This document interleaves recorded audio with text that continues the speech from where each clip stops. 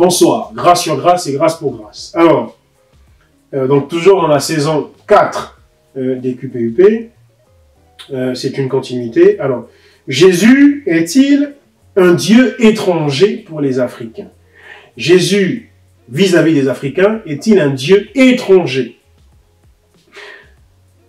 Telle est la question. Alors, pourquoi cette question-là, en tout cas, nous la posons aujourd'hui et nous y répondons? Pourquoi? Parce que quand on est afro-descendant, on fait souvent l'objet d'attaques de la part, que ce soit de ceux qui se revendiquent kamites, que ce soit même des Européens, enfin bref, on est l'objet de beaucoup d'attaques. On dit, oui, mais vous êtes des aliénés.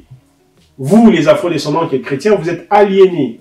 Vous êtes lobotomisés. Vous êtes ceci, vous êtes cela. Donc on fait l'objet de beaucoup d'attaques et on est l'objet de beaucoup d'injures. Mais en vérité, est-ce que Jésus est pour nous un Dieu étranger, pour nous afro-descendants? Absolument pas. Jésus n'est pas un Dieu étranger. Parce que, encore une fois, dans la chair, d'accord, non pas dans la gloire, mais dans la chair, Jésus était noir. Comme justement dans cette saison 4, je n'arrête de le marteler, Jésus était noir. N'en déplaise à ceux que ça déplaît. Voyez-vous, Jésus était noir. Donc déjà dans la chair, il ne peut pas être un Dieu étranger. Et dans la gloire, il n'a pas de couleur. Dans la gloire, il est le Dieu tout-puissant, créateur de toutes choses, le Dieu unique et vrai. Et il est de ce fait-là, n'ayant pas de couleur, et c'est à dessein qu'il n'a pas de couleur, parce que du coup, il est le Dieu de tout le monde. Il n'est pas uniquement le Dieu des Blancs, il n'est pas uniquement le Dieu des Noirs, il n'est pas uniquement le Dieu des Chinois, des Japonais, de je ne sais trop qui, le Dieu des Arabes. Non, il est le Dieu de toutes les nations de la terre. Voyez-vous? Le Dieu de toutes les nations de la terre. Donc, lorsqu'un afro-descendant adore Jésus, adore le Dieu de la Bible, il n'est pas en train d'adorer un Dieu étranger.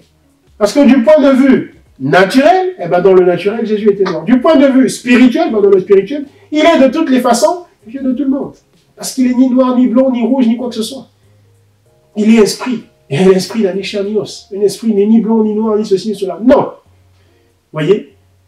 Donc, en aucun moment, lorsque nous adorons Jésus, pour nous afro-descendants, nous adorons un Dieu étranger. Au contraire, cette accusation-là, on pourrait, en tout cas du point de vue naturel, quand on considère Jésus dans la chair, on pourrait la faire plutôt aux Blancs, contrairement à ce que beaucoup pensent.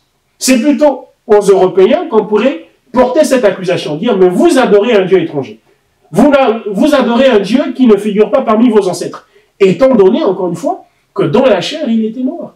Donc cette accusation, on ne peut pas la faire, certainement pas la faire aux afro-descendants. Et qui plus est, je vous apprends que même aux Européens, il est aussi leur Dieu. Il n'est pas un Dieu étranger. Parce que si dans le naturel, il est certes pas européen, mais dans le spirituel, de toutes les façons, il est, encore une fois, ni européen, ni africain, ni quoi que ce soit. Il est le Dieu de tout le monde. Voyez-vous?